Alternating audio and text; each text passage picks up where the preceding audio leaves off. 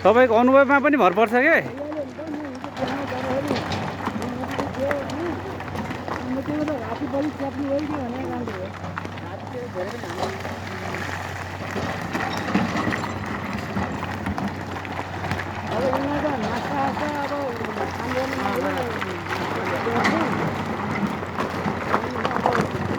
यिनीहरूको मन खुसी भयो भने काम छिटो हुने त हो नि, जसको पनि होइन र। हामीले खोज्न झुन्डिरहन्थ्यो क्या, मेरो त एक त मेसिन बिग्रिने, एक त्यो ढिला गर्ने पुग्ने बेला हो धेरै हो त।